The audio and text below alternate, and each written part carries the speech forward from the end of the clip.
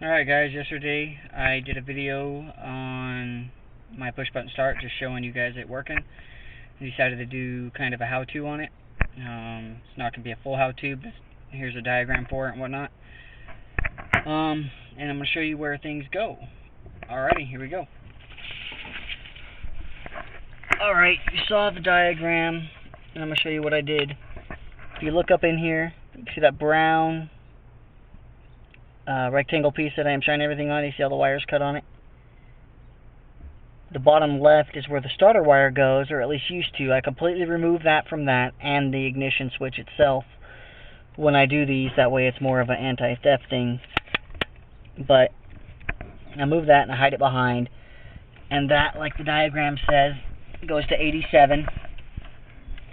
And then the button, I always have a negative trigger because it's less chance of causing a fire or anything like that. You can have a positive trigger, but if your button or switch or however you have it isn't strong enough, it will just melt, and that's not good. Hell, the rest of it's actually self-explanatory. I use stock Honda plugs like this one right here for my push button starts, so it's a little sneakier, you know, because they look like they belong there. This one right here, I believe, actually goes to my power windows. I added to my DX. This one's the one that goes to my push button start on this one. Sorry guys, wasn't paying attention. This one right here. But I'll do a quick run through on the switch. Here's my switch. It's just a DEI 12 volt 30-40 amp, which is what I use. I won't use anything lower than that. It is a 5-pin. You only use 4 of them. And if you actually look at the diagram, this one says it's a switch power, key on, thick gauge, and then 85 over here says switch power, key on. 85 does not have to be a thick gauge. You can actually run a thick gauge to 30, and then in the same terminal run a thinner gauge wire to 85, just going straight to it, looped, like this orange one is, like this, and you'll be good. If you guys wanted to make your trigger wire to actually activate the relay be positive, you'd want to have this one just grounded and not going to the button. Then you'd want a 12 volt output off your button going to this one, and then you would not have this one connected to that one. I'm actually also going to be hooking up a thing to my button like you guys saw before. It was obviously the starter, which I will show you again if I can find my keys. There they are.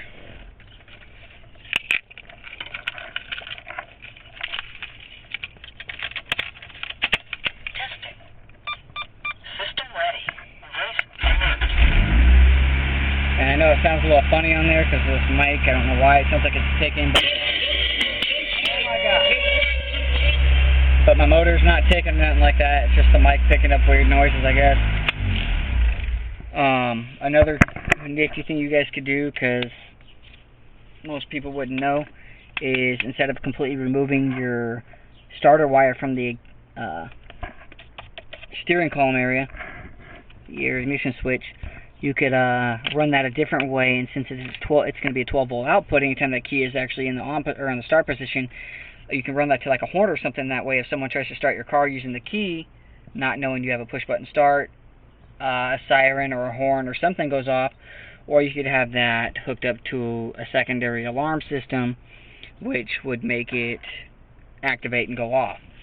You could actually make it be sneaky and stuff like that too. Lock your door so you're stuck in the car. You know, you can do all kinds of stuff. Let me know what you guys think. If you guys have any more questions, let me know. I'm curious on what you guys would like me to do a write-up on or whatnot.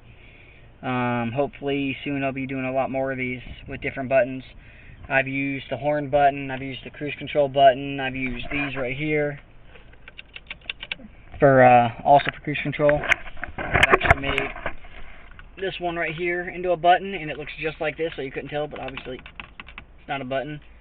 I want to use the AC. Where's my close button?